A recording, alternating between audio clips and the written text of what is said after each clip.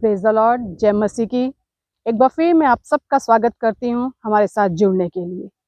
आज हम परमेश्वर का वचन देखेंगे। जो परमेश्वर का वचन है वो है यूहन्ना की पत्री, उसका 14वां अध्याय। वहां पर कुछ ऐसा लिखा हुआ है कि जब प्रभु यीशु मसीह जा रहे हैं तो वो अपने चेलों से कहते हैं कि मैं जाता हूं पर मैं तुम्हें एक सहायक देकर जाऊंगा और वो सहायक तुम्हारे साथ रहेगा। वो सहायक क्या है? अर्थात सत्य का आत्मा है। अगर हम 14 अध्याय उसका 16वां वचन पढ़ें तो वहां वो कह रहे हैं, मैं पिता से विनती करूंगा, वह तुम्हें एक सहायक देगा और वह सर्वदा तुम्हारे साथ रहेगा। अर्थात सत्य का आत्मा जिसे संसार ग्रहण नहीं कर सकता, क्योंकि वह ना उसे देखता है और ना उसे जानता है। तुम उसे जानते हो क्योंकि वह तुम्हारे साथ रहता है और तुम में होगा। वो सत्य का आत्मा जो प्रभु यीशु मसीह ने हमें दिया, वो कहते हैं कि वो तुम्हारे साथ रहता है और वह तुम में होगा। एक सत्य का आत्मा आपको और मुझे दिया गया है। जब हम प्रभु यीशु मसीह में विश्वास करते हैं, हम एक नई सृष्टि बन जाते हैं। कैसे नई सृष्टि बनते हैं? क्योंकि एक नई आत्मा हमारे भीतर आ जाती है। वो आत्मा हमारे भीतर आ जाती है जो आत्मा परमेश्वर का आत्मा है और जो हमें लेपालकपन की आत्मा मिलती है उस समय, जो हमें हे अब्बा, हे पिता कहकर पुकारने की सामर्थ देती है। वो आत्मा हमारे अंदर आ जाता है और परमेश्वर का वचन कहता है कि वो आत्मा आप ही हमारी आत्मा के साथ गवाही देता है कि हम परमेश्वर की संतान हैं। यानी जो आत्मा हमारे अंदर आया है वो आत्मा परमेश्वर के आत्मा के साथ गवाही देता है कि ये परमेश्वर की संतान है। यानी जो काम परमेश्वर का वचन यहाँ क्या कह रहा है कि संसार उसे नहीं जानता, लेकिन तुम जानते हो, तुम उसे जानते हो क्योंकि वह तुम्हारे साथ रहता है। क्योंकि वो बाहर लोगों को नहीं दिखाई देता, इसलिए संसार उसे नहीं देख पाता। हम उसे जानते हैं क्योंकि हमने उस खुदा के ऊपर विश्वास किया है। हम मरकर जिलाए गए हैं, इसलिए वो आत्मा हमारे अंदर है। वो आत्मा हमारे अंदर है। और अगर एक वचन हम पढ़ते हैं, 1 पत्रस उसका 3 अध्याय उसका 4था वचन, तो वहां लिखा हुआ है, वरन तुम्हारा छिपा हुआ और गुप्त मनुष्यत्व नम्रता और मन की दीनता की अविनाशी सजावट से सुसज्जित रहे, क्योंकि परमेश्वर की दृष्टि में इसका बड़ा मूल्य है। यहाँ कौन से मनुष्यत्व की बात की जा रही है? जो तुम्हारा छिपा हुआ और गुप्त मनुष्यत्व है। यानी जिसे संसार नहीं देख सकता, लेकिन मैं देख सकता हूँ, मैं जानता हूँ, क्योंकि वो हमारे मनों को जांचने वाला, जानने वाला परमेश्वर है। क्योंकि वो आत्मा उस आत्मा के साथ गवाही देता है कि हम परमेश्वर की संतान हैं। वो आत्मा हमारे अंदर की बातों को जानता है और वो क्या कह रहा है? वो कह रहा है कि तुम्हारा छिपा हुआ और गुप्त मनुष्यत्व नम्रता और मन की दीनता की अविनाशी सजावट से सुसज्जित रहे। मन की, अंदर की, आत्मा की नम्रता और मन की दीनता की अविनाशी सजावट से सुसज्जित रहे। ये नम्रता और दीनता क्या है? ये उस आत्मा के फल हैं। नम्रता और दीनता उस आत्मा के फल हैं जो परमेश्वर का आत्मा है। और वो कहता है कि तुम उससे सुसज्जित रहो, उससे अपनी सजावट करो, वो तुम्हारा गहना होना चाहिए। यहाँ ये वचन स्त्रियों के लिए कहा गया है, लेकिन अगर हम देखें तो ये वचन हर विश्वासी के लिए है कि हम उस नम्रता और दीनता से अपने आप को सजाएं। क्यों? क्योंकि आगे वचन कह रहा है, परमेश्वर की दृष्टि में इसका बड़ा मूल्य है। परमेश्वर की दृष्टि में इस बात का मूल्य है कि हम अंदर से कैसे हैं, क्योंकि वो आत्मा आप हमारी आत्मा के साथ गवाही दे रहा है। और अगर हम नीति वचन की पुस्तक पढ़ते हैं, नीति वचन की पुस्तक का अगर हम एक वचन पढ़ें, 20वां अध्याय 27 वचन, वहां लिखा है, मनुष्य का आत्मा यहोवा का दीपक है, वह मन की सब बातों की खोज करता है। ये मनुष्य का आत्मा जो यहोवा की ओर से हमें मिला है, वो यहोवा का दीपक है।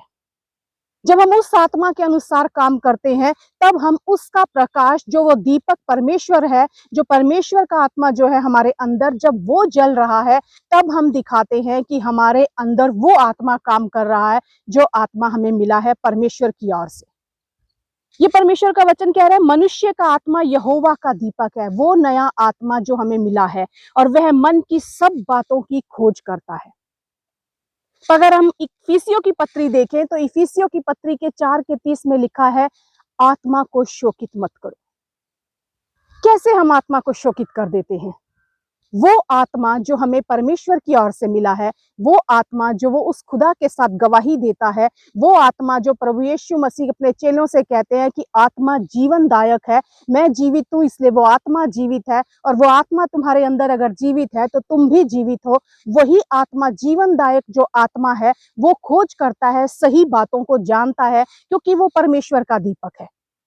पर हम उसे दुखी करते हैं, तब हम उसे दुखी करते हैं जब वो आत्मा हमें कहता है कि तुम्हारे अंदर से सत्य निकलना चाहिए, क्योंकि मैं सत्य का आत्मा हूं, और हमारे अंदर से उस आत्मा की आवाज को हम नकार कर अपनी इच्छा को पूरा करते हैं, अपने शरीर के अनुसार चलाए चलते हैं, हम उस आत्मा को दुखी करते हैं।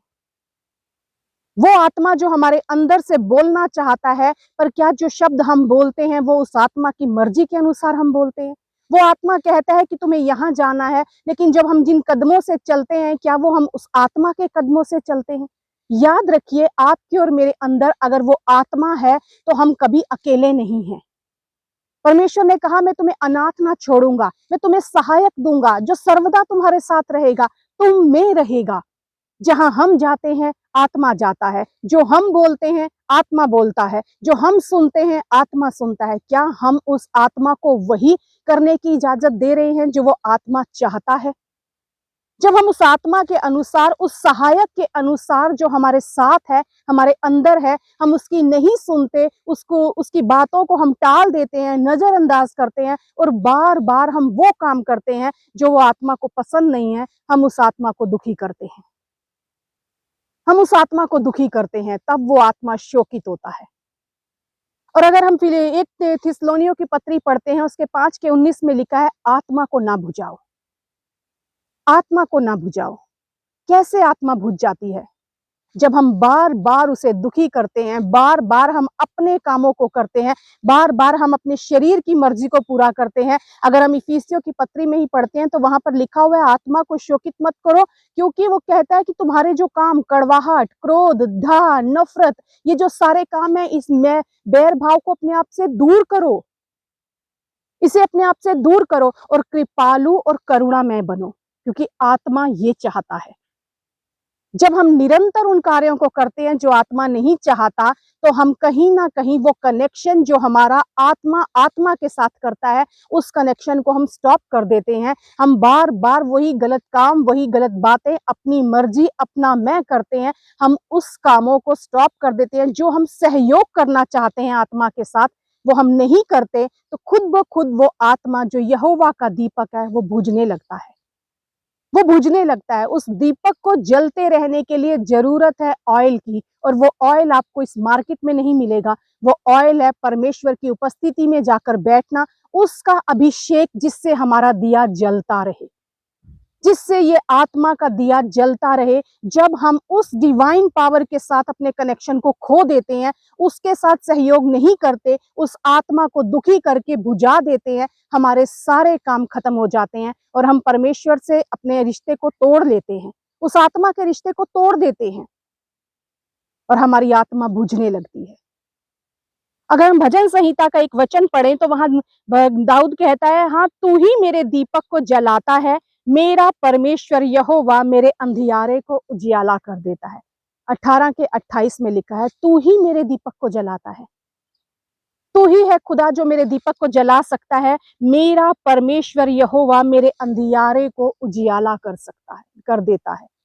यदि आपको आप ये चाहते हैं आपका ये दीपक सदा जलता रहे, वो दीपक जो यहोवा का दीपक है, वो आत्मा जो परमेश्वर का आत्मा आपके अंदर वास करता है, वो कभी बुझे ना, वो कभी शोकित ना हो, तो वो काम करिए जो उस आत्मा को पसंद आते हैं।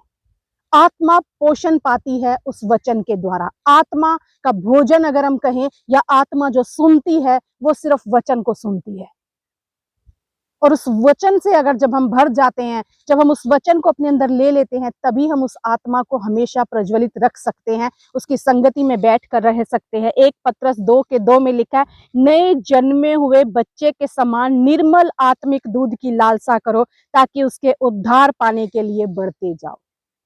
लालसा करनी है हर दिन हमें उस आत्मिक दूध की, हर दिन उसकी उपस्थिति में बैठना है ताकि हमारा तेल कभी खत्म ना हो, वो अभिषेक हमारे ऊपर हमेशा बना रहे। और वो अभिषेक बना रहे, इसके लिए आपको क्या करना है, जो आपके अंदर का मैं है उसे खाली करना है, उस मैं को खाली करना है, क्योंकि ये मैं हमारे जीवन में स्वार्थीपन को लेकर आता है और ये स्वार्थीपन अहंकार को लेकर आता है। और जब ये बातें हमारे अंदर है, आत्मा दुखी होता है, हमारा रिश्ता उस आत्मा के साथ कटने लगता है और आत्मा बुझने लगती है।